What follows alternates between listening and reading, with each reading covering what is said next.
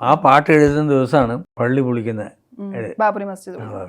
രാമായണം കേൾക്കാതെയായി, പനവനാണ് ഉണ്ടാതെയായി എന്ന് പറഞ്ഞ് അങ്ങനെ ആയിപ്പോയി. അത് ആദ്യത്തെ വിഷയം.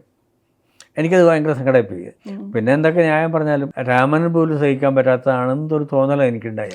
സീതായനം ഞാൻ സാറിന്റെ പാട്ടില്ല ശ്രദ്ധിക്കുന്നത് ആ വാക്കേ. നമ്മള് രാമായണമാണല്ലോ. സീതയുടെ യാത്രയാണ് സീതായനം എന്നുള്ളത്. മറ്റേ വാത്സല്യത്തിൽ അലയും കാറ്റിൻ ഹൃദയം രാമായണം കേൾക്കാതെയായി, അത് കേൾക്കുമ്പോ ഒരു ഉള്ളിൽ വിങ്ങൽ വരും. അതെ, പൊന്മേനകൾ മിണ്ടാതെ. അത് ശരിക്ക് ആ കഥയിലുള്ളതാണ്. രാമായണം ഈ രാമനാണ് ഏട്ടൻ. അത് സീതാരാമന്മാരുടെ കഥയാണത് ശരിക്കും. പിന്നെ അത് മാത്രമല്ല, ആ പാട്ട് എഴുതുന്ന ദിവസമാണ് എനിക്ക് വേറൊരു ഫീൽ കൂടി ഉണ്ടായിരുന്നു. ആ ദിവസമാണ് പിന്നെ പള്ളി പൊളിക്കുന്നത്, ബാബറി മസ്ജിദ്. അപ്പോഴാണ് ഞാൻ എഴുതുന്നത്. അപ്പോൾ അതിൽ ഈ ഇത് വന്നു അറിയാതെ. രാമായണം കേൾക്കാതെയായി, പനവനാണ് ഉണ്ടാതെയായി എന്ന് പറഞ്ഞ് അങ്ങനെ ആയിപ്പോയി. അത് ആദ്യത്തെ വിഷയം. എനിക്കത് ഭയങ്കര സങ്കടമായിപ്പോയി.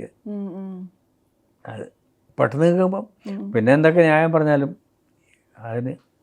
അത് ഒരു രാമന് പോലും സഹിക്കാൻ പറ്റാത്തതാണെന്നൊരു തോന്നലാണ് എനിക്കുണ്ടായി. അപ്പോൾ ഞാൻ അതിന് രാഷ്ട്രീയം എന്നൊന്നും പറയുന്നില്ല, പക്ഷേ അതിൻ്റെ പേഴ്സണലായിട്ടൊരു സംഭവം മാത്രമേ.